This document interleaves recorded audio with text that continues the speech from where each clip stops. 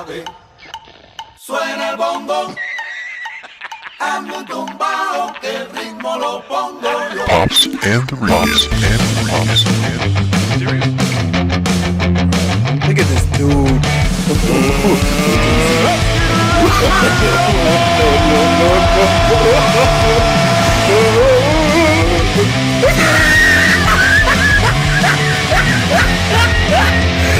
Look at the top of his head. Look at his lips. Pops and Rican. It's Always recording. Yeah. Always recording. always on. Yeah. Hey everybody! Look, it's the Pops and the Rican show, and you know it's been a day or two since we've done this, but I think I'm still the Rican. Psych. Psych. I know you can't tell. Yeah, because everybody takes one look at the old man and goes, oh, he looks He Puerto must be Rican. the one. He's you know. So anyway, yeah, I am Pops, and you are the Rican, and that makes this the Pops and the Rican show. Rican. So, Love it. and hey, today we're joined by a very special guest. He rolled into Greenwood to come to Gutty's Comedy Club. Yes. If you haven't been to Gutty's, where the heck have you Where are been? you? Where are you? Every weekend. We're here. You need to be here. Roll through. And if you'd have been here last night, holy cow, Yeah. you would have had a great Good stuff. show. It was a fantastic show. But we're sitting here with the one, the only, Lee Hardin of Nashville fame. Yes. Or Murfreesboro. So much fame. So much. But, Lee Hardin. yeah, when you go to like the Country Music Hall of Fame and you say, "Hey, I want to meet somebody famous," they always say, "Have you met Lee?" And You got no Lee. Yeah. Because yeah. if No you're last. Rolling through, you got no. Yeah, they just say just Lee. No last name. Just Lee. Just Lee. I know Lee. Just, you know a Lee. There's probably a famous Lee somewhere. I don't know. Pick him. Find one. It's up. But the most famous of all, Yes, Lee Hardin, is Lee with us Hardin. today. Right, so, so true. Lee, welcome to the Pops and the Rican show. Thank you. And, Thank you. And thanks for coming and being part of Gutty's. Yes. And Yeah, this is fun. This is one of the coolest stages I've ever played on. Awesome. I love the backdrop. I love the crowd that was here last night. This was, yeah, they were fun. It was fun. This is really Yeah, it cool. was really I love what you guys are doing Appreciate here. it. So, yeah, last night was the second show he's done. I'm on stage. That's why he's liking this stage better than the last one. At this, yeah. His first I mean, show was 'cause at a he's truck doing stop big in things. Yeah. Kentucky. It's Coming- really easy rolling to through yeah. here, you know. he's It's doing easy to big get on things. headlining Yeah, at this yeah. place. So, Oh well, that hurt. it's easier than getting on Dry Bar, which it's That's good. So we've had a couple of guys that have rolled through that have done a set on Bridar. Yeah. Bride jar. Bride jar. Bride jar is harder to get into. I've been drinking so- coffee. That's all Yeah. I'm drinking, people. Anyway, so how did that process go? How did you? I mean, did you approach them? Did they approach you? How did that whole thing happen for you to get that connection for you to get on? Yeah, I definitely approached them. Early on, I just learned that I need to reach out to any and everybody. So early on, I learned just to email any and everybody for any kind of stage time. I'm pretty sure I emailed every church in the Yeah. United States. Yeah. I just Google listed. You just learn how Yeah. to email just everybody, clubs and whatnot. You find emails. Dry Bar was like that. I just tracked it down. I contacted someone from there. They said, no, you need to contact this guy. And they gave me the right email. When I gave them the right email, sent them a clip. Keith was like, hey, that's all right. That's great. Do you have any more video? Send them more video. And I didn't hear back. And then Dry Bar was on a tour, and they were coming through Zany's one night. And it was they were waiting for their because they were doing the late show on a Friday night. I was there hosting for that night for the early show. Yeah, so. And they just ended up walking in the green room. We're hanging out, and I introduced myself to one of the guys that's with them, and it happened to be Keith. I'm like, hey, I'm Lee, and he's like, oh yeah, Lee Hardin. I remember your video. Yeah. Do you have time to talk? I was like, sure. And he went right into it. He told me, yeah, we fly you up, we pay you, just you pick a date, and it was. Just like that. I hate to say it was easy. It was just good timing. He just was like, Right. yeah, I remember you. And so face to face definitely helped. Yeah. And so he's like, yep, pick a date. here's the email that I respond to mostly, send it to that. Okay. And he was just such a cool guy to talk to. Besides, after that, like I don't know. So do they do tours like that on a fairly regular? I mean, if they talk to you about going on a tour like that with I them? mentioned I was interested. I don't know when the next tour is going to be or anything. Yeah. It seems like they do one like once or twice a year, and they've got their core guys they've done their tour with. It was kind of their Utah comics. It's just they're all really funny guys. Jay Whitaker, Steve Soyberg, or Solberg, Alex Luto, and I think Shane Smith, the face tattoo guy. Yep. They're all really, really awesome. Yes, Face tattoo. that's the thing. You know, But he is, I mean, he's- but they were just at Helium. Yep. Yeah. So When they were down here. Yeah, it was recently. weird. I never met any of them, but suddenly they all walked in the green room, and it was kind of surreal. I'm like, oh, I know all their faces. Yeah. Like I know, but they all just were so nice. They came up, they're like, oh, you're Lee? Oh, they were. That's cool. Did we see your, did you go up yet? Yeah. They were so nice. Like, stay in touch with those guys. I think too. it's so interesting that you, because what we do here with Pops and Rican, we don't just reach out to other comics. We actually that aren't working. We're it's from beginners to working. So we want to give them, want to educate them and all that stuff. And like the way that your hustle and you putting yourself in that position for success is what we try to preach to them as well. It's like you got to work hard to put yourself in that place. Because I mean, you hosted at Zany's and you were able to meet them. So it's like if you were just sitting back and like, oh, they're going to be at Zany's, oh well. Yeah. You know what I mean? So you positioned yourself, and you also were hustling to send out emails, even if you didn't get respond back. You were just hustling. I say it all the time. An Overnight sensation never happens overnight. Yeah, that's true. It takes a lot of time and effort. Right. But Yeah, it's talent. Obviously, you need to have talent and build that, but the work ethic's gonna get you in places. The desire to be there. You see, and that's just not just comedy. That's any creative field whatsoever. If you're just like, you can have the talent, but if you're not doing the other side of it, if you're not letting people see who you are, if you're not willing to go, I don't know, 8 hours for some stage time and no pay, and then drive right back, like small things like that. If you're not willing to like do some of that non-fun stuff. Yeah. So So So Zany's, is that your home club then? you could call it that. It's it's an A-list club. It's right down the road. I've been able to get some really cool opportunities to work with guys like Henry Cho. Henry Cho was actually the first guy to ever fight for me to go work at a club. It was really cool. And that came from email, and I emailed him some clips, and I didn't know how much he responds to emails, but he responded. He's like, hey, that's really good.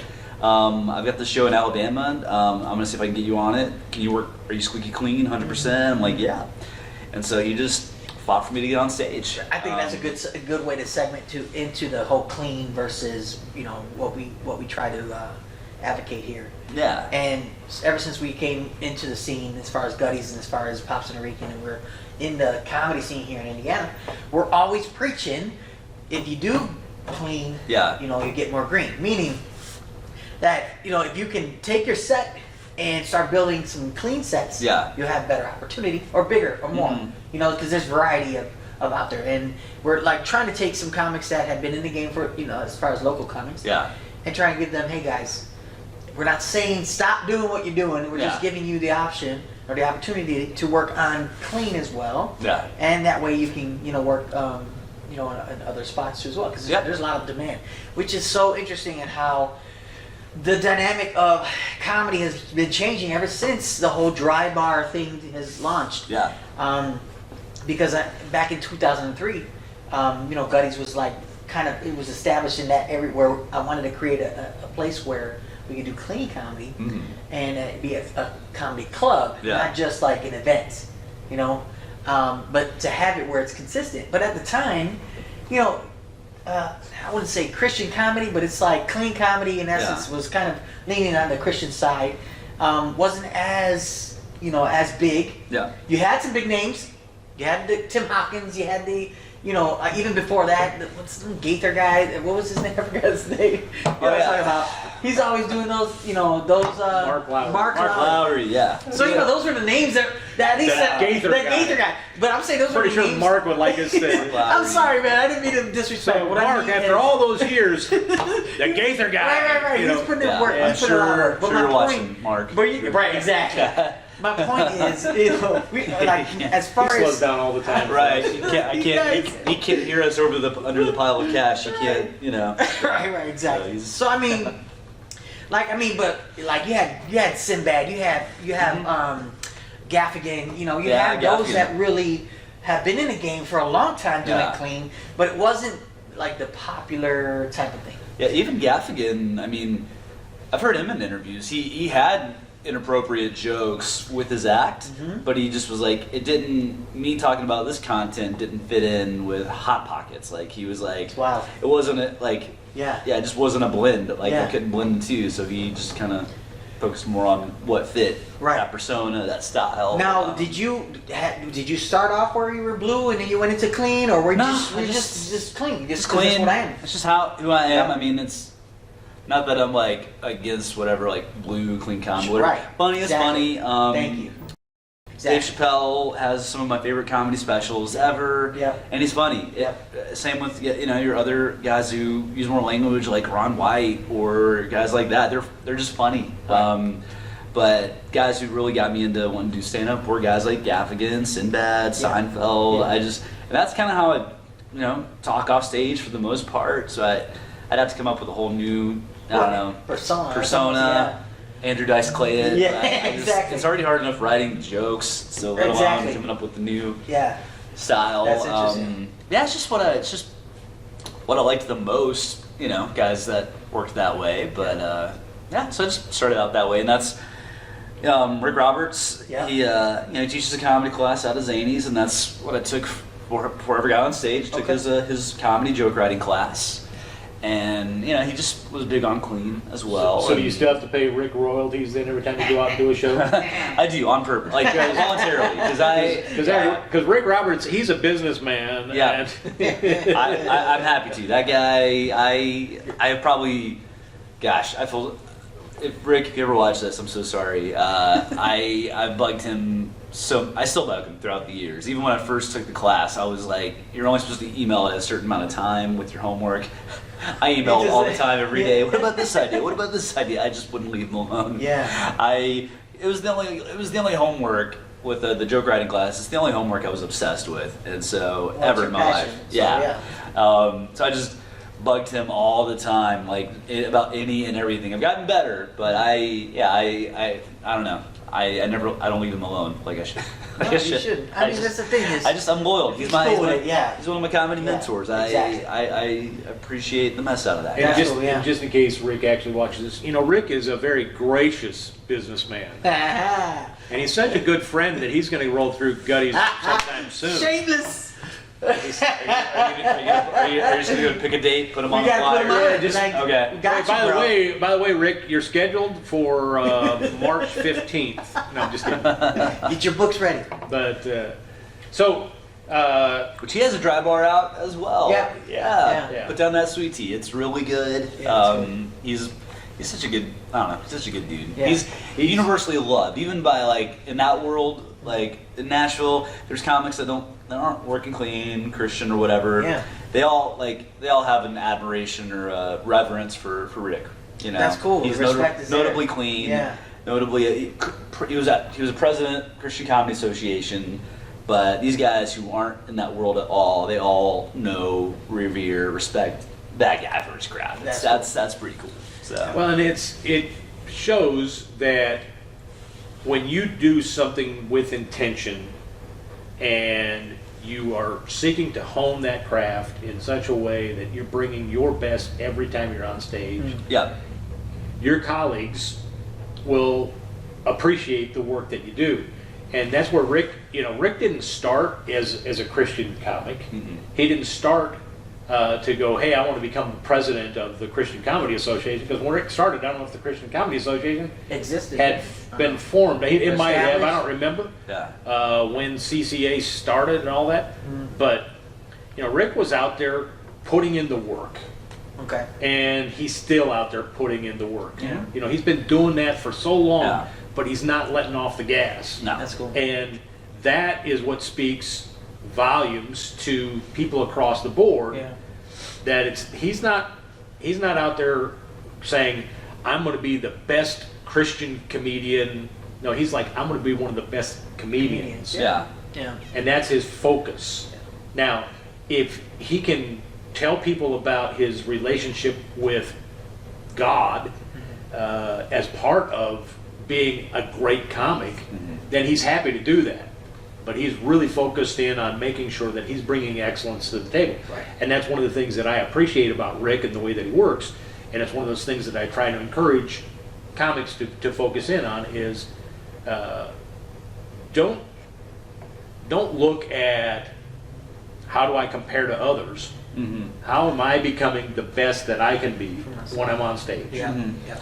Yeah, that's, and I'm totally, easing my way into this little segue here, but about comparing, but that's, when I do this, like, the rules, I just write down all these little rules for myself. The last few years, I've just written down things I've learned for myself. I might expand upon them later, but that's a big one about comparing yourself. Like, the lesson I wrote down for myself, like, there's always someone better than you in anything. There's always gonna be someone more talented, and then someone else more talented comes along. That's just always gonna be there. I think it's just a matter of like worrying about yourself and how you do your thing, how you're genuine to your craft, how you're genuine to the work you put in.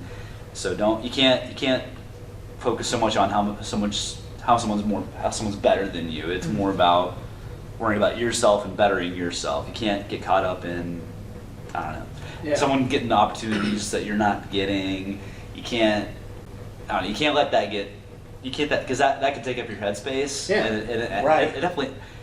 It has for me for sure. I've seen guys like, they're getting to work with all the comics I want to work with, but you got to grow up from that. You got to be excited for them, because the attitude you have now is that you got to keep as you go on. You got to be able to handle yourself in those situations to keep that attitude for when bigger things happen. So That's good. I don't know, but yeah, you can't let that take up your headspace. Right. Like, yeah. So you've evidently got a big list of things that you've so. I do, yeah. What share some more of this wisdom that you've gleaned from the road. Wisdom is good. It's This good. segment of the Pops and the Rican Show is like it. a new segment we call Wisdom from the Road, brought to you That's good. by Lee Hardin. Yes. Oh gosh, pressure's on. Who knows, man? It's all good. You You make put this that a on a book. book, bro. I could. For real. This might be like controversial. I don't know. Just Cool. because I'm the only one I feel like I'm the only one who believes this as a comic so far. Never say I killed. I don't like saying I killed. I don't like when so sorry if my other comic friends. good, man. I don't like it when they say and I've heard bigger names that I've worked with, like they'll say, "Oh, I killed that room." Something's always bugged me about that. What is it about it that? It's a little cocky. You got to be confident in what you do, and I get it. I just prefer to have the attitude of I had a lot of fun on stage. I think right after I did Dry Bar, I texted Marty Simpson afterwards. It's like, man, that was really fun. And he's like, oh, did you kill? And I'm like, well, I never say I killed, but I always say I had fun. And I'll tell you right now, that was the most fun I ever had. Okay. Was doing that. Okay. But That's interesting because with comics, it's almost like if you're in the game to murder, the room. Which you want to do that. Right, you want to get to a place where, it's you want to level the cooking, room. it's hidden, right. Is the goal to kill? I would love to kill a room, but I would rather have the other comics, when you've killed, when the audience decides that. Let the audience decide that. Let other peers decide that. Exactly. Because you've seen guys go, I killed, and when you're like, you didn't. Like, two people laughed at that one joke you had. You didn't kill. Right. Yeah, and that comes with awareness, which is the other thing. Like, to get in this, you gotta have some awareness of, like, even last night, there's like jokes I'm going, all right, I can tell they're in, but that backside's not. Didn't really go with it. Sometimes, so you gotta have awareness of the level of laughs. But yeah, back to the whole kill thing. That's good. I would rather let the people decide that fits with my foundation. It's one of the things that I teach. It's one of the first things that I teach at Comedy College is that your job as a comedian is to be funny first, and your second job is to deliver the opportunity for the audience to laugh. And the focus is really on allowing the audience to have the enjoyment of the laughter. Yep, giving them the laughs. And so it's not about, did I kill, did I make them, and it's not, That's so did I, interesting, because a lot of times people that are like, I killed, they're the same, in the same conversation, they're talking about, I got so many laughs from this joke, I got this, I got, right. and it's all about, I got. If you're there to get, then you're doing it for the wrong reason, as far as I'm concerned. Yeah. You're there to deliver and give the audience the opportunity to laugh. And so in those times when people might say, oh, he killed, the audience got to have the most enjoyment that audience could have at that moment. Yeah. Are you having fun? And so to me, and so your concept of, I had some of the most fun I've ever had, to me that resonates with, the focus isn't on us as the comedians, it's on the audience that we're there to perform for. Yeah. Giving them that. We're the court jester, they're the king. You gotta have fun before they do. I had a corporate gig in Ohio 2 days ago. Around 2 or 3 days ago. It wasn't set up for comedy. I guess. That's hard. Yeah, that's just most gigs like that are that way. And again, if they've never had it, they don't know. So I'm not at all burying anybody. Sure. I get there, they're like, hey, here's where you're gonna be. It's in the middle of this stairway where there's stairs this way, and a PV little guitar amp, and Bro. I'm like, I know. I don't know. Like, all right, that's what you want. That's how it's gonna go. You can't be mean about it. Dance, Joker boy, That's dance. how make us laugh. You Let's just, go. you just gotta go. Okay, that's Yeah. what you want. Yeah. Okay, you gotta do that. And I'm up there 5 minutes in. The lady in charge comes back up. Hey, we're gonna move you. So I'm 5 minutes in. And she stops me, which is fine. There was 2 people. Sure. Because it was in a little of a party room, and the people were just walking by. Everyone's chattering. No one knows I'm up there. But so they moved me to the cafeteria where more people know I'm not up there. Okay. There's more people to ignore you over here. Yeah. You weren't being ignored to the level we wanted you to be ignored. Yeah, and I was like, all right. And I'm talking to the people, like, did you guys know you were getting this today? But I've been I've been in situations where I decided to just like go, well, this is terrible. Why am I even here? Yeah. You just look like a jerk when you do that. So you gotta change your mindset and that. Yes, Stay pro. And that's what I did. So I was like, I just decided to go, okay, and I just went with it, smiled, tried to talk to people, joked around. There was a group of 10 people at this like one cafeteria table, and they kind of stuck with me the whole time. I just joked around with them, hammed it up. I just chose to have a good attitude about it, and I think that, who knows? I think that's going to speak volumes about you when you leave. Like, man, because they're going to say, yeah, we know we didn't have him in a good situation, but man, he had a great attitude. He was so nice to us. They'll remember that. I know. Just, I got that from a buddy of mine, Horace Sanders. Mm-hmm. When we were running our shows in Chicago, he came and did a show for us up in Chicago. And one of the things that I learned from him was that he was always hospitable. Even after the show, he was putting up chairs. He was helping us put something away. Just that respect out of what we were doing was like huge. So when I went to go do a gig in Wisconsin, I went to a almonds. I think it was like a retreat, whatever. And after the show, I did exactly that. I took on that same attitude, thanking the pastor for having me there. Yeah. And then I went and I helped. I was like, "Is there anything I can help with?" Yeah. And he was like, "You were just the entertainment. You don't have to really do it." I was like, "No, I want to help out as much as I can." Yeah. And from that point, I was able to do another gig with them because I was able to stay pro.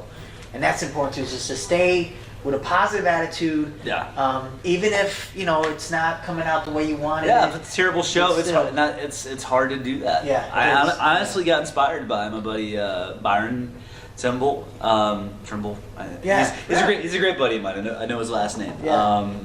Yeah, I know his last name. Byron Timble, whatever, short guy. Yeah. Kimball, He's really short. he's really Stumble. short. He's really short. Yeah. We're gonna have him on. We're planning on Yeah, getting you should. him on. Cool dude. He had this gig. I went to go see him. It was a corporate gig in Nashville. Again, same thing. It was in Bridgestone Arena, so this giant party, and they had the stage for him. They had it set up for him, but it's hundreds of people at a bar. They're chattering, walking by. Yeah. He's got the same environment I had, and I just saw the way he did it. He just smiled, told his jokes, interacted with who would listen, and I was going, "That's how you do it. That's how you get That's how you do it." I mean, it's I've been doing comedy longer than him, and I'm going, "That's the right attitude to have in this," because I've had the opposite attitude in that situation. That's so And true, you man. just- It's real. Yeah. That attitude, especially with me, Mhm. in the beginning stages was always, man, it's not good enough. Yep. Nobody laughed at my jokes. Yep. I suck at this. Yep. My 10 minutes in was It horrible, just and goes it's just this. a downward It's spiral. and he knows. and- That's why he's staring right at me. He Yeah. knows that if I can get into the mind game. That mental game Yeah. is so and important. I would To have. I would text every comedy friend to have right after Yeah. bad sets. I'm like, I'm quitting, man. I'm the Right. worst at this. Why am I doing this? I would just. It's so true. And if man. any of you listen to this, you know who you are. Just downward spiral of like, I'm awful at this. Yeah, it gets And- there. It's tough. Yeah, and that's It's real, man. And, Yeah. and I will advocate on that too. Yeah, It's true. Yeah, and it puts a can be burden. like- It puts a can. burden on your friends too. Like you It can. does. It does. They're like they're not professional therapists. Like you can't throw all that much on them, and I've done that. That's real, man. You know? But It's that's real. that's what it comes back to. You know what? I'll go ahead and plug another rule here I've Yeah, got. yeah. I call it check your inventory. Like I can do this because I've done it. Like when you're just going, man, is this worth pursuing? You just look in the past. Like, okay, I've done it. I was able to get on stage in the past and tell jokes and make someone laugh. You build off that. That's You're good, like, bro. Like, can I stay booked? Yeah, why? Because I've got good videos showing me that I've been able to get booked. Or for me right now, like, I can get, why? Because I've got a dry bar special. It shows I can do it. I've done it because it's been there. Right. Don't forget your track record. I mean, you don't rest on it, but it's good to have that in the background to go, okay, I can do this because I've done it. There's proof. It's good, man. I'm in there. It's great to Like, Preaching have, now, man. It's That's great good. to have a great memory Yeah. of what you have done, both good and bad. Yeah. Right. Like, To be Still. honest and say, you know what, I've had those moments where I truly bit. Mhm. So I need to be always vigilant on getting better, Yeah. but at the same time, you've got to remember not just the bad times, but you've got to be able to look back and say, look, I did that show. Mhm. That was a blast. I had so much fun. Yeah. And I know I can do it. Yeah, I know I can And- make strangers laugh because I've made I've strangers done it. laugh before. Like Right. you got to find ways to keep doing it. and But particularly in those Good. gigs, I don't know. It's been a while. With what we do at the club, we try not to swear, Mhm. and so I don't know what to call it because Has the beeping horn sound. Right. It did. Back in Perfect the- timing. back in my day, because I'm the old guy here, we referred to certain gigs as hell gigs. Right. So I'm not swearing. I'm just Nah, come on. referring to it as a place. You're talking about a Right. location. I'm Right. referring to the place Yeah. of. Right. But when you look back and you go, I've had those hell gigs. Yeah. You had that situation where you got moved to a cafeteria Yeah. and you're like, okay, I got. If you Well, look back at those and you say, okay, even in those crazy stupid times, Yeah. I was able to bring funny to people. Yeah. And that's where, when you have that mindset of I'm here to bring the funny for these people, Yeah. and I may not kill the room, Mm-hmm. but I provided laughter for these people. You connected with some folks. And that is key. It's important. I built to, I built some cool relationships from those 10 people. Like, Right. I had my magnet for merch. I just gave them some. Just like, hey, thanks for hanging with me. You build something off that. So, That's You know? interesting. yeah, dude. That's interesting. Just because I'm thinking of how it really is. This whole thing is all a mental. It's a mental workout. Mhm. Because if you grew up in a way that it's like results are important. Mm-hmm. You know, results are what makes it true. Mm-hmm. Like if I didn't kill the room, Yeah. I'm not good. And so there's that mentality, at least on one side, that I've been, you know, a part of with other comics. They're just striving for that. I gotta kill the room. Yeah, that's And if you're not selling out, then you're nothing. Yeah. If you're not killing the room, you're not doing it. yeah. I felt And that. so yeah. there's that mentality because the way that comedy is, especially if you're not doing Montreal, if you're not doing Just for Laughs, Yeah. if you're not on Jimmy Kimmel, Yeah. if you're not, you know, if you're not on these big platforms, Yeah. then you're not doing anything. Yeah. If you're not on Netflix and got an hour special, Right. you're not really headlining. Oh, you're not on Dry Bar? Oh, I can't believe you're not on Dry Bar. Right, exactly. Oh. But what I'm saying is the accomplishments Yeah. versus, at what point do you feel, I mean, you have to change your mindset and say, I'm just going to do comedy, period. Yeah. Right? And I'm just going to go up and have fun. Yeah. Versus, I want to be the best at what I do. Yeah. And so that means I have to have certain milestones to hit Yeah. in order to get to that place. Is that a healthy way of thinking versus staying positive all the way through and whatever comes happens? You know, if I get a call to do Dry Bar, then Yeah. great. If I get a call to do, you know, an hour, okay, great. But my journey is more of just providing laughter. Yeah. Run laughter, being good at it. Versus, Yeah. you know- Because some guys, you know. I mean, think about it. Have you ever performed in New York? Mm-hmm. Okay, so you've been in New York, and obviously California. You've been there. Just all the big cities is what I'm saying. Like Yeah. where comedy is you know Yeah. king, New York, right? yeah. And so Have you done Sheboygan? right, Sheboygan, Roscoe, Illinois, Greenwood, Indiana. Greenwood, Indiana, I exactly. mean, you're moving up. You ain't but, nothing you know, unless you've killed in Greenwood. That's what I'm saying. So like, if you haven't played the Holiday Inn in Sheboygan or Gutties in Greenwood, or the comedy on a farm. right, Yeah. exactly. So I mean, having that You know. understanding, right, Yeah. and saying, okay, who makes up those rules of? It's Of it it's a being cultural group thing. I mean, Yeah. it's you know, some guys are in this because they want to be famous, and that's I mean, it's famous above being good at what you do.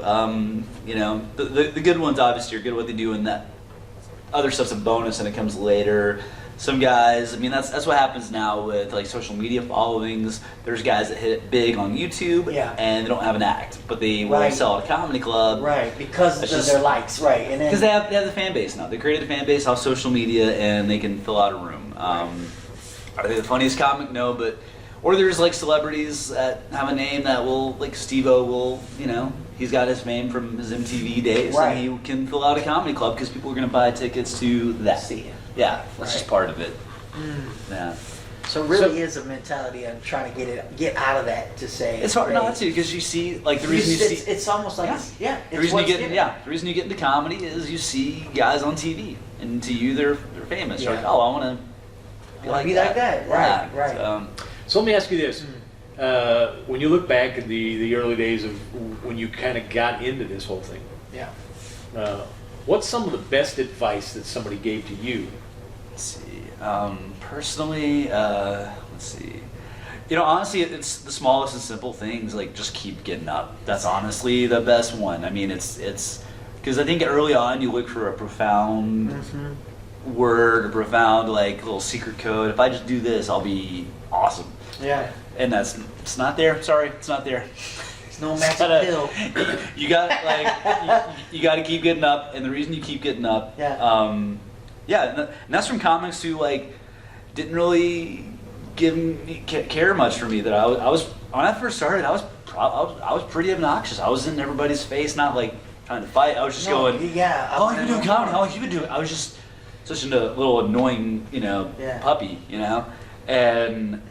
I don't know, just had a couple of guys, I would just, like, they would be complimenting each other's sets, and I'd kind of scoot in, see if they'll say anything about me. Yeah. And they would just look at me like, nah, just Right. keep getting up. Just keep it up. That's Right. honestly the best advice, because if you're obsessed, you got to be obsessed with getting good at this. You got to be, I don't know, you got to be obsessed with your material, you got to be obsessed with finding ways to get on stage, Yeah. but that's part of the keep getting up. You just, if you're obsessed enough, you'll figure it out to an extent. You'll figure out, is this really working? Okay. Am I getting real reactions? Like that all just that's all rooted in just being obsessed with it, Yeah. So I say it all, well, I shouldn't say all the time, but quite often. Because not all the time, because I'm talking about something else right now. Yeah. But I do say it quite often. In the business of comedy, if you get good, Yeah. you'll get noticed. If you're good and you get noticed, then you'll get paid. Yeah. And so, in order to get good, you got to get on stage. You got to get your reps in. You got to. It's like put in going the to work. the gym. You got to work out. Yeah. And then, when you have a tight 5 that you can turn into a tight 20, that you can turn into a tight 45, Yeah. then you continue to get better. And when you're good, people will notice you. When you're noticed, they'll say, "Hey, we'd like to pay you to come do something." And that's how the business operates. And as long as you Yeah, continue doing the that's- work and you continue to get paid, you'll be in here 22 years later saying, "So as an old man, I can tell you." I tell you now. So, That's good. so looking back through and how many years you been doing this now? 6. 6 years. Nice. So over the last 6 years, what's your biggest struggle that you have faced in doing what you do in comedy? Man, biggest struggle. Man, that's a tough one. I feel like it's changed every couple of years. Honestly, maybe I can backtrack on this one. I don't know how to give a great answer or a definite answer. I don't know. The last 2 years were definitely, it was a jealousy thing for me. I don't know. I was just like, I was seeing comics get work that like they were getting to work with my heroes, and I'm like, man, I think I would be a better fit for this show. I had some entitlement in me, and Yeah. That's it, man. you can and that's anything in life. I think that's universal for all comics. And Yeah. it goes So back you- to what you were talking about in terms of comparison. Yeah. When you're comparing yourself to Yeah. everybody else, you're like, well, I think I'm better than that. And or you I- can't- and you remember, can't, you can't do that. yeah, you guys are young enough. You may not remember when the Last Comic Standing, the remember first that, yeah. first couple of rounds of Last Yeah. Comic Standing. Yeah. They would do this thing with the comics on the show, and they, well, I think I'm funnier than you Yeah, know, and, you can't- and, it's- you know, comedy shouldn't be- I remember Ralphie May. Going, Yeah, man, I'm a lot funnier. And I'm like, Yeah. yeah. That's So, that but thing. Comedy can't. I stopped doing competitions this year. I'm like, because I don't like that competitions are a agree. thing, I because that's what agree. you do. I agree. You go, I'm funnier than that guy. Why did he win? Or Right. yeah. It's more like I'd rather get into like festivals and showcases. You know what I Yeah, mean? Like just come and see, it's- rather than yeah. it's all about this one person Yeah. won and they're the best. Yeah. I want there's so to many- beat you. Tough, Yeah, man. there's so many factors to comedy competitions, and Yeah. luckily the ones I've been in where I've never been mad that a less funnier guy won or whatsoever. I've always went, well, I think the funniest guy won tonight, but it still messes with you because you're still going in your head like, well, what are the judges looking for? You get in the wrong mindset. You get competitive as opposed to I gotta have fun. It just changes the game for me, and I'm just not not into that. I had a friend ask me to come to a little competition that they were doing. Yeah, I'd been in the business probably 15 years, yeah, and he's Okay. like, I just needed some people that have been doing this for a while. I needed to come, just And Yeah. I was like, okay, I'll come.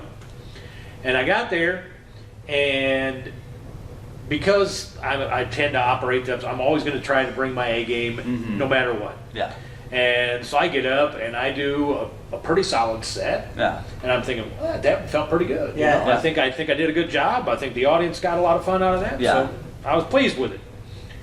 And then the guy that actually it was a young lady that actually ended up winning, and I was kind of like, first of all, I don't know that. I know personally, I didn't think she was all that funny, but it's not about me personally. Yeah. In watching the audience, I don't think there was as much laughter. There was other guys that got more laughs than. Yeah. And I'm doing that whole comparison, and then I'm kind of like, what do you mean? And then I had to kind of remind myself, wait a minute, you came just to help your buddy out. Yeah. I wasn't here to win this thing. Yeah, it changes the way you- And does yeah. what good would it do for me Yeah. and my bottom line? Oh, I won this little neighborhood what? contest that Yeah. nobody's heard of and nobody's going to know about.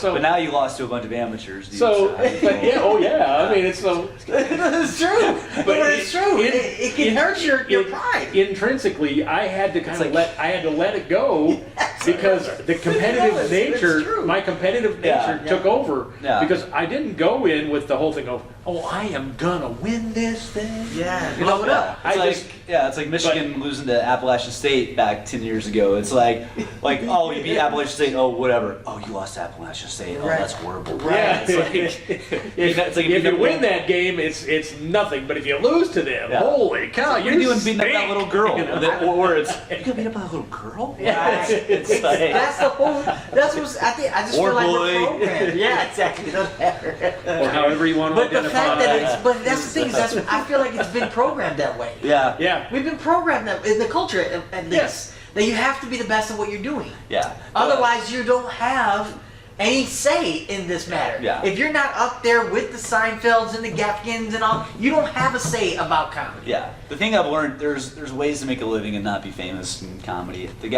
guy I worked with, yeah.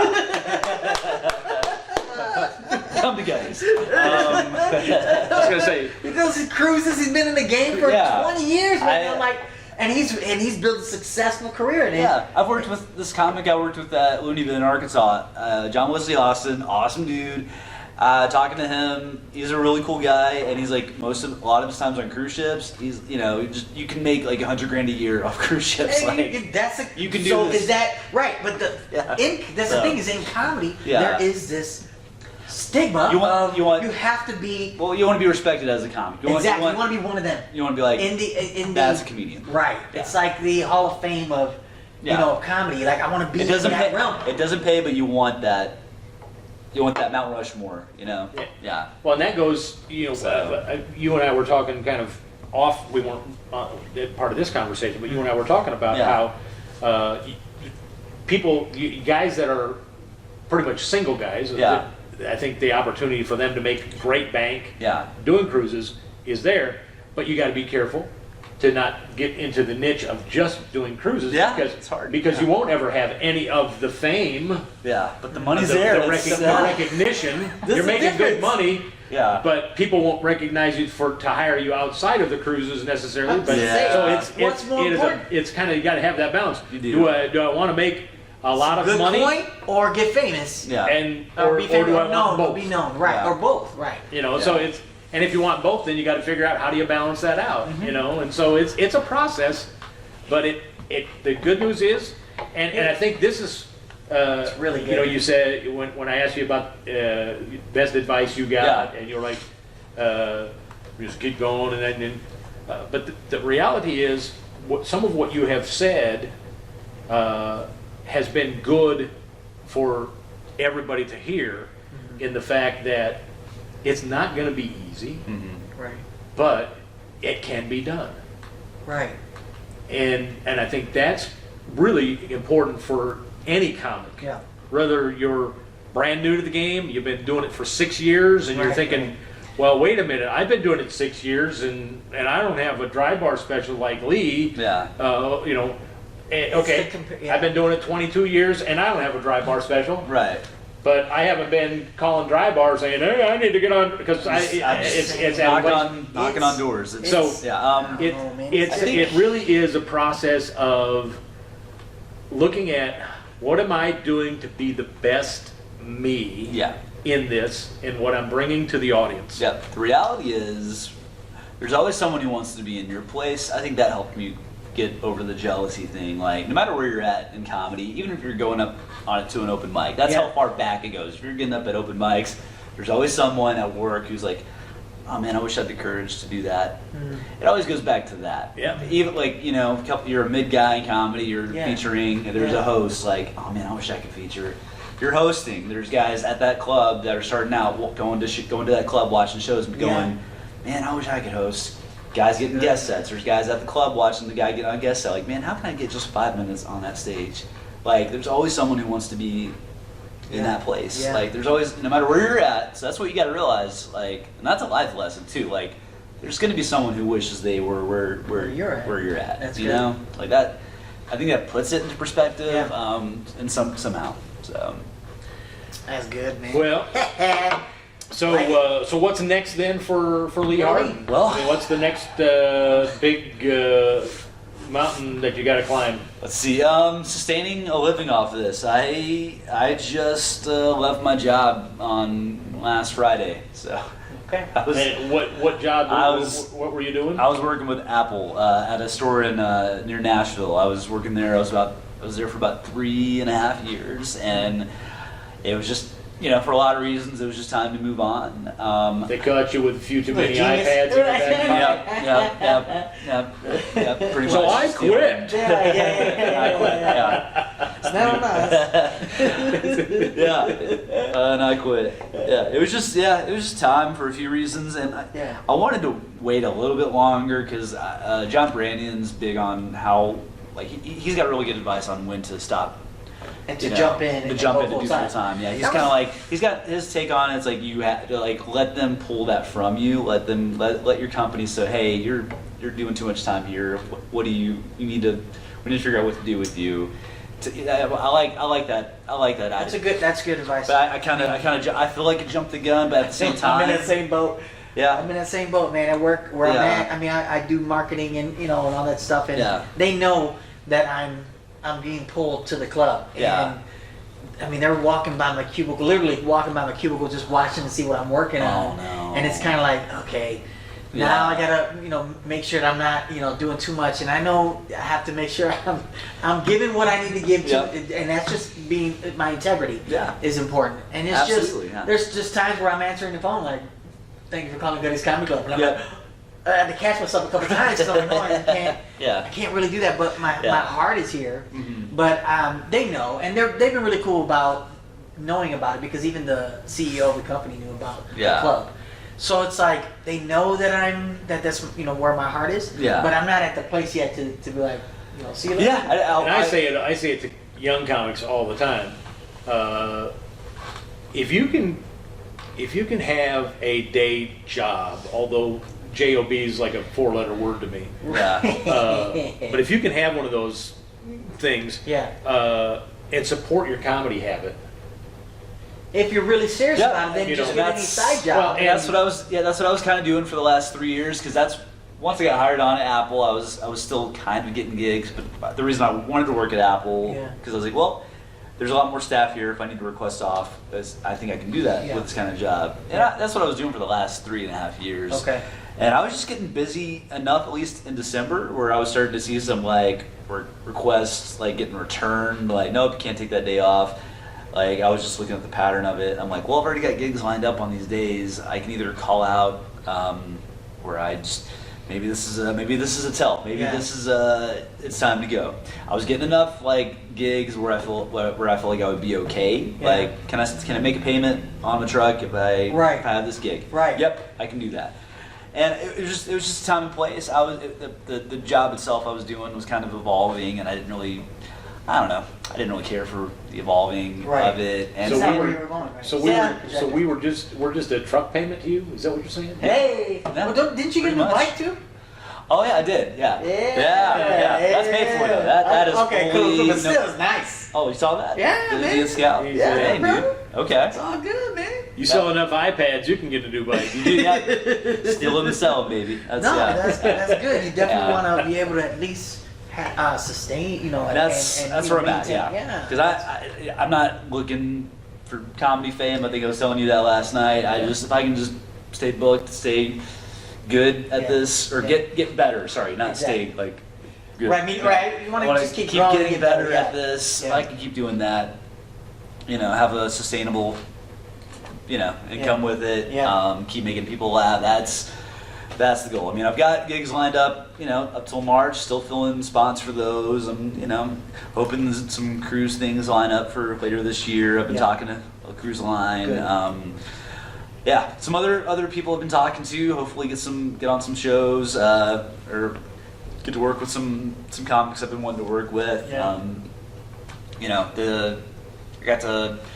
Last year I got to be a finalist in the Jeannie Robertson contest that she does, and I was a top 10 guy that year, and that gave me that gives you a phone call with Jeannie. Okay. And that was really cool, so I got to connect with her, and it was a real genuine conversation. That's great. connected enough to where I got invited to go watch her at the Grand Ole Opry when she came through. I got to meet her staff, and so these connections are there to like keep the work going. So hopefully, God willing, that work keeps going. I'll probably find a side hustle in between gigs, Uber or something. Just to have, just to maintain it, just in case. Yeah, I got you. I can do gigs that don't involve a boss. I don't, having a boss They're is... with you, man. Yeah. It's authority problems. I've had them. Is your truck a 4-door? Yeah. Okay, so Make it an apartment? so you could use it. I slept in it. Yeah. So you could use it for Uber too. Yeah. Okay, Yeah, there you go. I was gonna say I got a 2-door truck, and they're like, you can't drive for us. Yeah. But I need a side hustle. Right. My wife Oh, expects a trying to do Christmas a gig. present. Well, the other one is Shipped. That's where you shop for people. Oh, that's right. Yeah. That's So right. you don't need a 4-door for that one. Man, to do somebody else's shopping, that's another. Uber Eats, I think I could do, but you could do Uber Eats. Where'd you end up eating the food when you I was get gonna there? say I got fired after I ate half the meal. Right. Here's half a pizza, thank you. Forget comedy. Get into Right. Uber Eats, guys. Right. Don't pursue comedy. Pursue the side hustle. Right. Yeah. Don't let comedy get in the way of your side hustle, Right, guys. exactly. Don't. Well, it's funny. Jerry Goebel was a comic from here in the Indy area. He teaches. He talks about find a job that you don't love. Yeah. Just do it Because just to get it money. It's there to support you while Yeah. you're doing stuff. He said, but if you don't love it, then That's you know definitely, yeah. you're like you got to choose. No, you have a shift you have to show up for. No, I don't. I'm going to go do this show. Yeah. And I'm out of here. Yeah, but I mean, But he's if you go to another job and they see that you just quit out of nowhere just because you didn't like it, then they're like, I don't want to hire you. But there's jobs. That's the Does that thing. put you in a- There's jobs you can get. That's Yeah. it. It may not be real. You're not making That's true. They're looking for $20, $30 an hour. Yeah. You're making barely minimum wage or a little bit above. But there's jobs out there that you can pay the bills. You know, That's but- kind of where it was with my. So he was just like, find one of those that you don't really love. You just, it's going to give you enough income to make sure you got gas money or something to get to the shows you want to do. I'm like, I told that people- kind of makes sense. I would tell people I work more than often. Again, when I was there, I worked. My work ethic was fine and all that, but there was a level of care that I didn't have, and I told people like, "What's wrong with you?" I'm like, "I care at a part-time level." Like I showed up. That's good. I'm here. That's about as much as you're gonna get. This is part-time. Like I'm not full-time. I don't have to care at a full-time level as a part-time guy. Are you kidding me? I showed up, I'm not doing that. and it's almost break time. Yeah. Right. Yeah. So, how Get off your phone. that? Get off your phone. Part-time. Yeah, exactly. That's good. Why do you have college football playing in the background? I'm part-time. That's Part-time, why. it. Yeah. Got that part-time hustle. That's I it. know. That's the part-time wrong hustle. attitude, but that's the attitude to have. Forgive me, but that's the.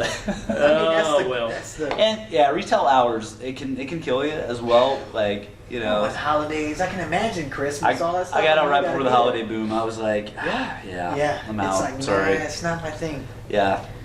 I worked for Verizon Wireless selling cell phones, no. and so it was constant hustle. Like you gotta sell, you gotta upsell, you gotta give them, you gotta throw in accessories, you gotta. Yeah, I'm like, upsell. I'm not gonna give this lady's 92 years old. I'm not giving her a Droid.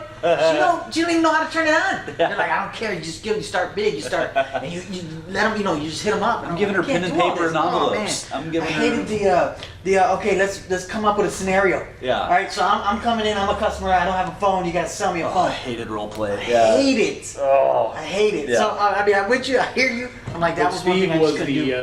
the number one Verizon salesman Number one in accessories. selling 92-year-old women.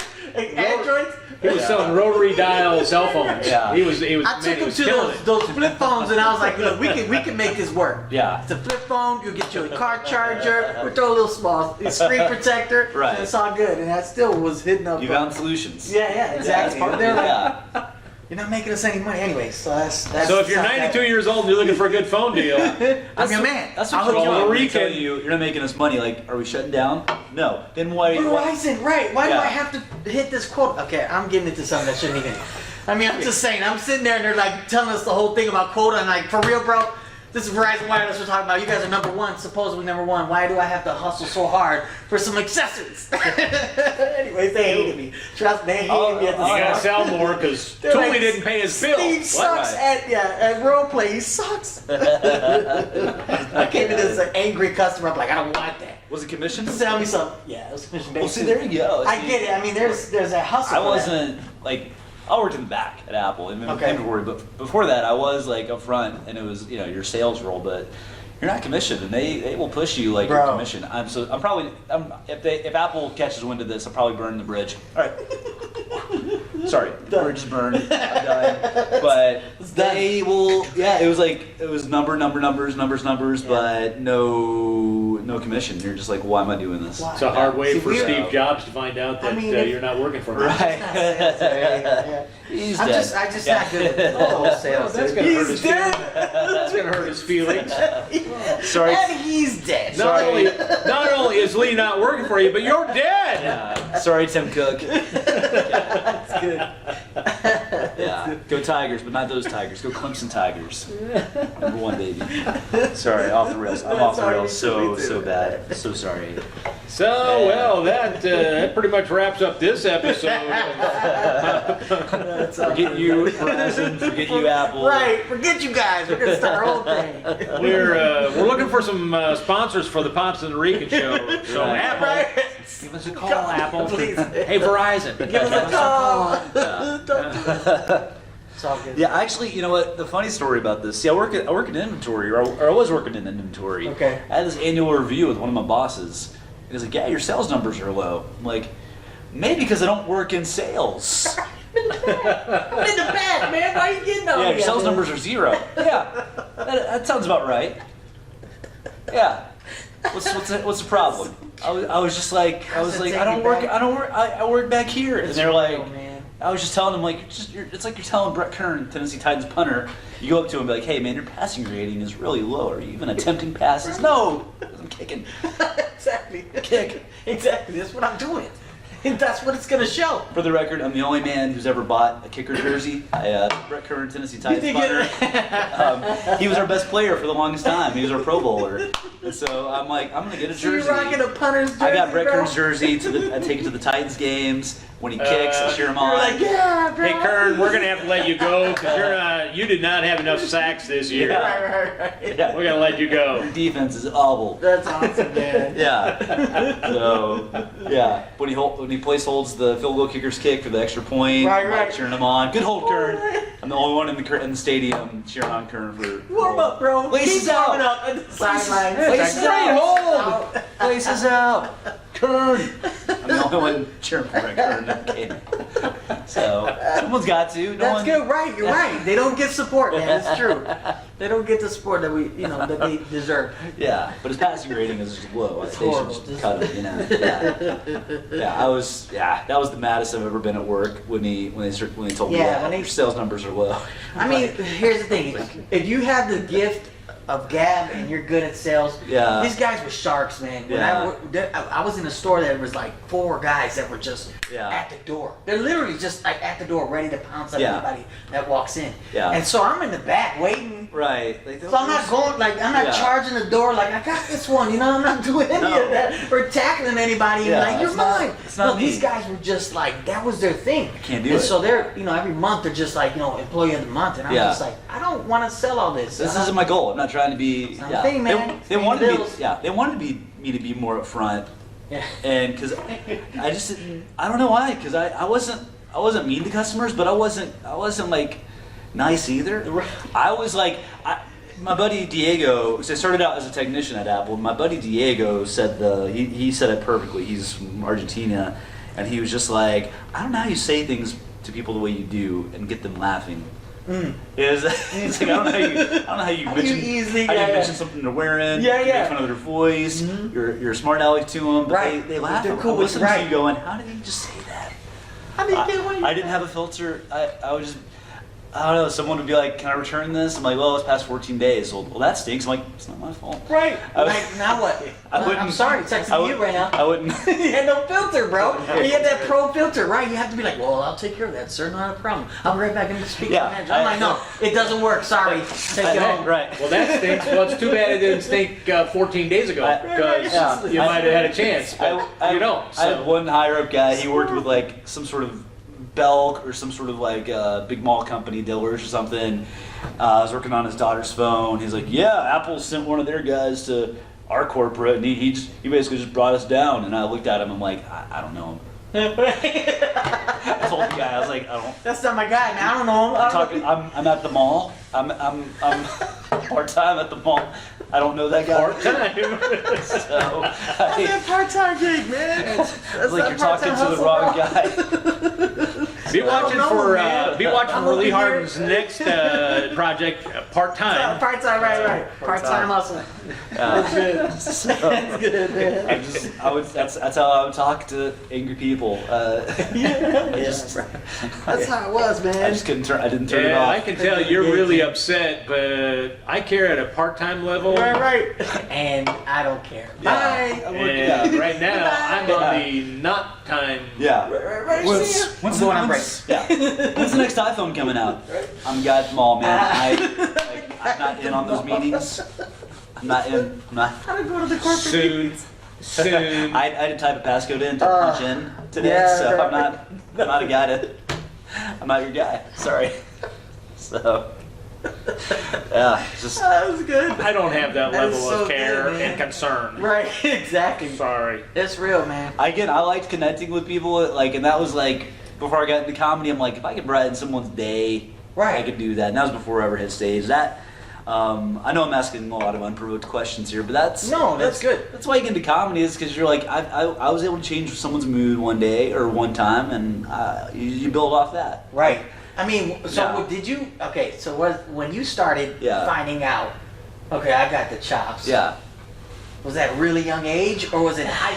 Like for me, it was like yeah, I didn't grow up with the greats. Like I didn't. Right. That wasn't even in my home. yeah, The way I got into comedy was my dad's a preacher. Yeah.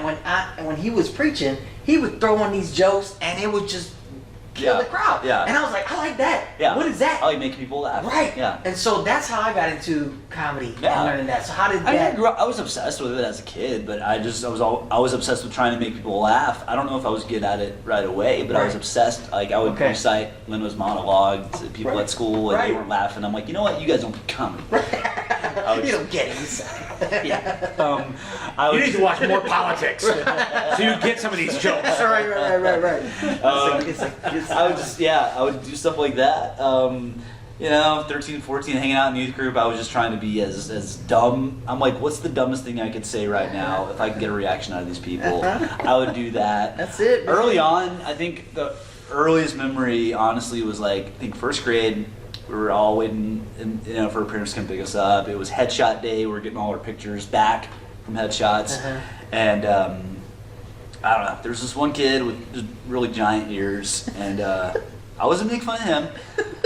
Other kids were. His ears. It's just his I ears. was making fun of his ears, not him personally. Big Just his giant ears. Yeah, other kids were. So they were getting on him? They were just making fun of him. I Yeah. saw him crying. They walk away. I walk up to him. And then I add on a few more jokes. I'm kidding. I walked up to it's okay, Dumbo. It's okay. I'm like, they were right. I know you can hear everything in the world. You heard me walking but up to you, but no, so bad. No, I went up to him. I just got to know him, and I just was like cracking jokes about. I forgot. I think he had some action figures or whatever. I was just being silly with whatever he had with him, and I just saw him like kind of go from crying to laughing, and I'm like, him up. okay. There was a kid that was crying, and then he started laughing. I'm like, and that's something I didn't realize. I didn't think about that as a young kid, but later on as an adult, I'm like, oh wow, that's probably one of the first times I really made someone laugh or changed their mood a little bit. So it's just, so you see pockets of it early on. See, that's the innocence of what we're talking about as far as comedy being direct at people and offending, or comedy that is here where it's not offensive and you're taking jokes and you're bringing them all in and everybody can enjoy it. Yeah. So you went from, okay, I'm not gonna, Yeah. I'm not gonna go at you with this because you could have gone in there and he was like, oh, I hate you even more. Yeah. You went with what he was familiar with. Yeah. And you And gave you the gave him that joy. gift. You gave the gift of laughter. I could tell he was upset, and I think you have empathy at an early age, and I knew like, you know what, I've been that kid too. Yeah. See. So, right. Yeah, Exactly. so I But just that's just cool to see the dynamic of it is not, and that's kind of like how it is now with comics. That I don't know. For me, I don't like the whole shock value, the whole shock jokes. People are doing what they're doing. And I get it, but for me, it's like I don't want to just shock you and hit you and offend you. Yeah. I want to be out here and I want to invite you into what I do and and share this with you because I think it's something I feel that it's funny. Case in point, I can. This is definitely a learning lesson for me, and this was like 4 weeks ago. It was a Christmas gig. I was pumped about it because it was like 10 minutes from my house. Yeah. It was going to be, I don't know. It paid enough for me to decide. You know what? I'm gonna quit. I think I'm okay. I'm gonna quit Apple. That's how I felt about it. I'm like, okay, that has to be significant enough to be like, I'm gonna quit my job. 2 weeks of work or 1 hour. Yeah. All right. Boom. Exactly. Okay. Exactly. And so I'm at this gig, and I like to play with people, especially if it's at a party, a Christmas party or a gig. You try to make it about them and incorporate them, but it was like, I don't know, it was a Christmas party where no one knew each other. It was like a statewide thing. They were all here for this. Okay. Anyway. Right. This is, I'm the worst. Yeah. You guys That's are good. you're probably gonna not let me on the show tonight. No, that's all good. After I tell you this. Okay, do it. That's it. And this goes back to because I'll do crowd work, but I won't like attack any I won't attack. I'll just make light of something about them or I don't know. I just what I go after. Right. I saw a lady up front. I thought she was about to fall asleep, and I just kept joking about it the whole time. I'm like, you can go to sleep if you want to. Just the whole time. And I didn't, it's not like I had won this crowd over from beginning to end, just, corporate gigs, the way it was set up. It was just, you were kind of doomed from the start. Right. Pockets of the crowd were enjoying it, but not collectively. It wasn't a cohesive crowd. So that's just, you were fighting some elements. Right. Doors were open, PA was terrible. But anyway, I kept joking to this one lady about falling asleep. And then after the show, it was bad. It was bad.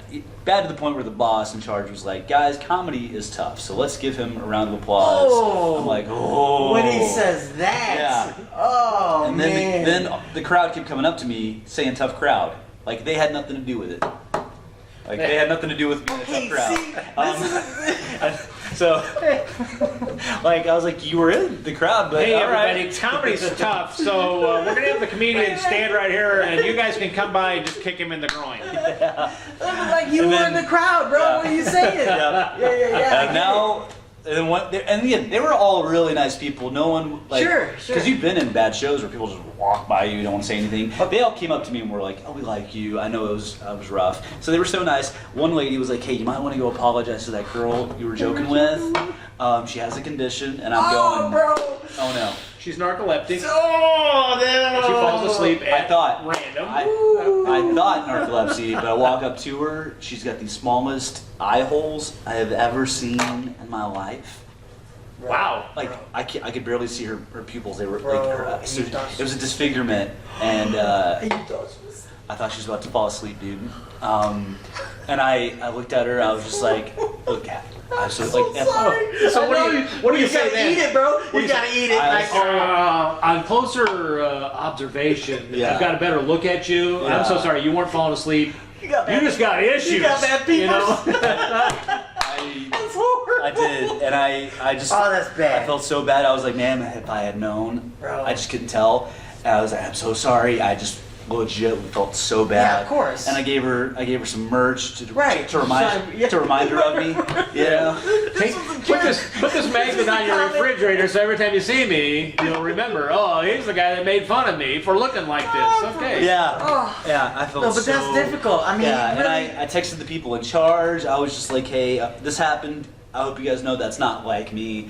Even the boss called me afterwards. This was the whole redeem because I went home. I was kind of in a bad mood. Like the show was terrible. I was just grumpy. Yeah. But the boss called me afterwards. He was so nice. He was like, hey man, I know that wasn't the best setup for comedy. Now looking at it now, I'm going, we could have Done so much better. we could have Yeah, made sure. we could have gotten a smaller Hindsight, room. yeah. because it was a really big room, small crowd. Like he's like, I'm a public speaker. I get that. I should have thought about that. And I know you didn't mean to make fun of that girl on purpose. Like we can tell from getting to know you before the show, watching your clips. That's not you. Yeah. And I'm like, yeah, I just feel so bad. Right. But so him calling definitely put me in a better spot. But yeah, I totally like going after people. Like I try to not as much. Now I've kind of got a little bit more wisdom on that now. So it's kind of like that. Yeah, you should work on your act more than crowd right. work. Yeah. I mean, when you're confident in working the crowd, then sure. But the way it is now, because it's so sensitive. Yeah. Back then, you could work the crowd and it'd be okay, right? You could be like, and people are like, oh, it's just part of. But now it's really sensitive. There's still that observation. There's still that. People are like, well, you need to be, because I did this one joke about taking the yellow bus, and it's like not the short one, the regular one. Yeah. And when I finished that joke, I ended up saying that's when I started taking the short one. Yeah. And there was this kid, right? He was in a wheelchair. Yeah. And but the thing is, I went to him and I was like, look, he was really cool.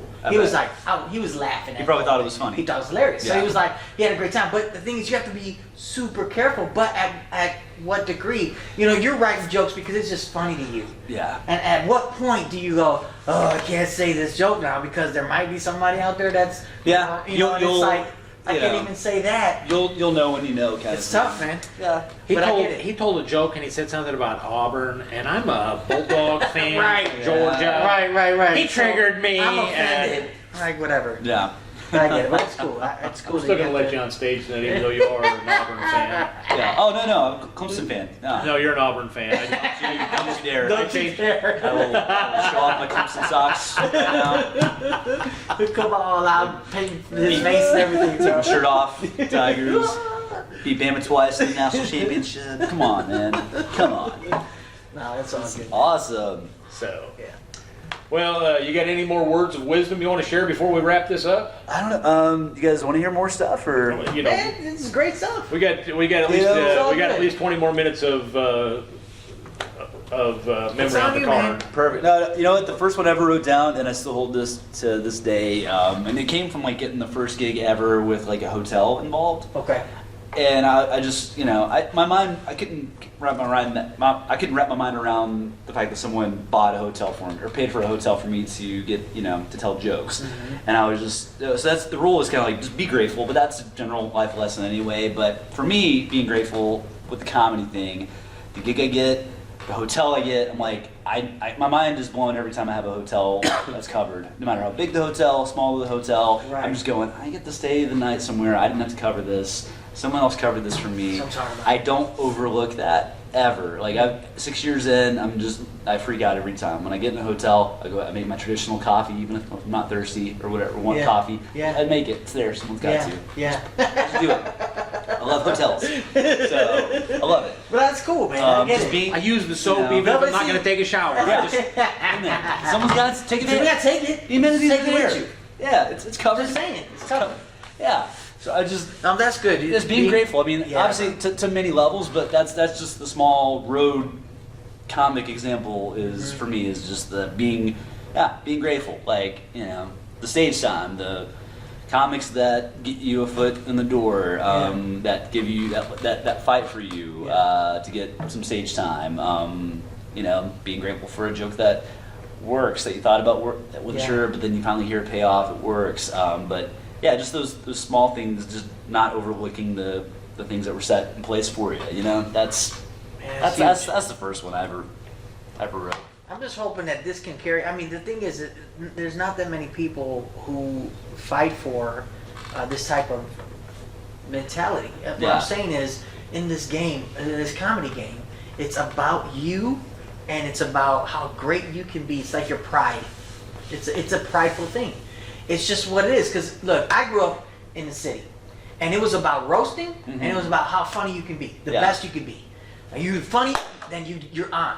You know what I'm saying? So that was the thing. It was survival of the fittest. You go to school, you're gonna get roasted, or you're gonna be roasted. You're gonna roast or be roasted. Yeah. So growing up was just that you had to be on your toes, you had to be sharp, and you had to be funny. Yeah. And then if you're working here's the thing, there's different circuits that you have to work, especially different crowds.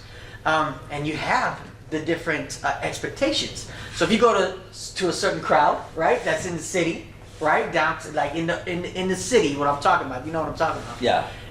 You gotta come with it, because that's the attitude. Come with it, make me laugh, make me laugh. Yeah. You're from Murfreesboro, so you know what it's about. So- in the city. Shut up. Yeah, we got one bad road.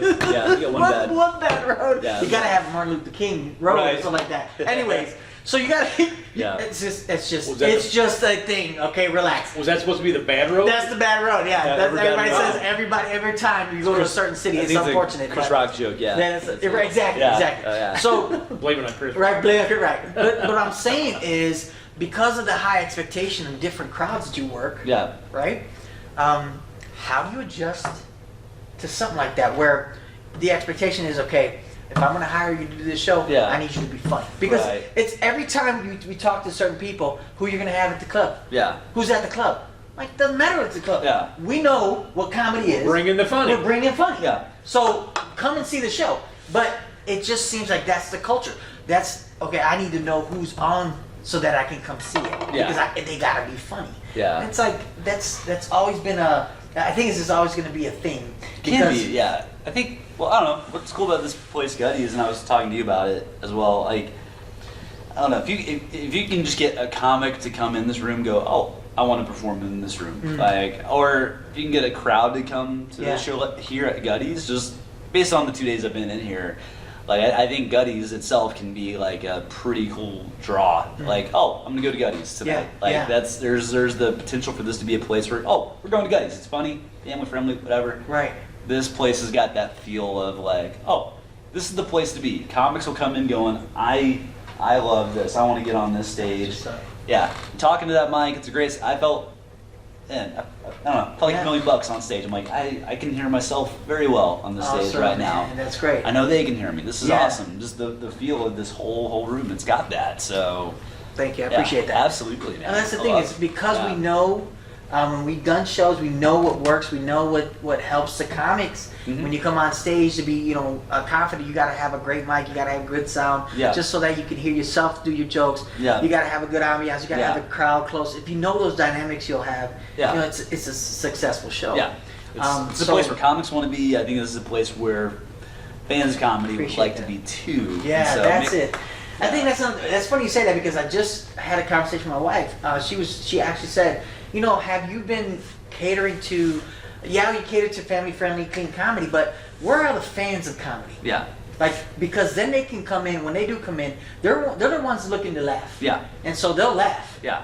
Those who haven't never been to a comedy club, they're kind of coming in going, "What's this all about?" Yeah. They don't really know, but then they see that example. They're, "Oh, this is the way it runs." Yeah. She's like, "Well, that may be another way to be able to market to." And then she has a point. Yeah. Like to be able to get those who love comedy to come in, as well as those who've never been in a comedy club, kind of makes that dynamic better.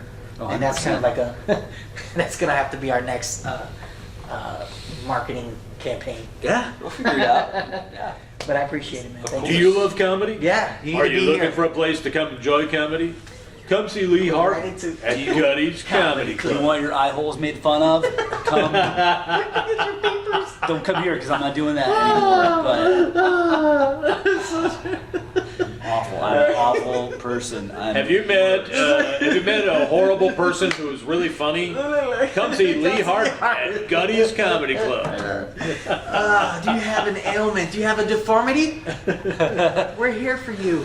Lee will point it out Lee will- in the harshest way. Through the whole show.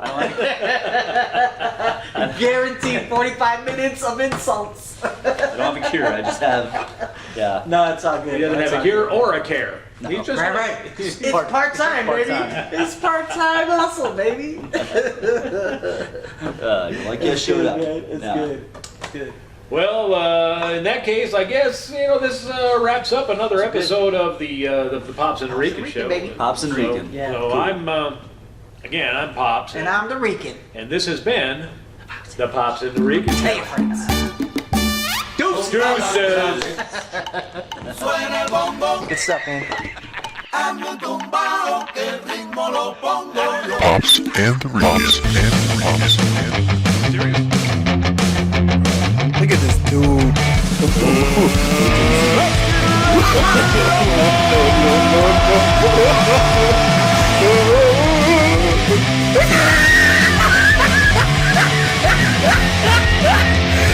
Look at the top of his head. Look at his lips. Pops and the Rican.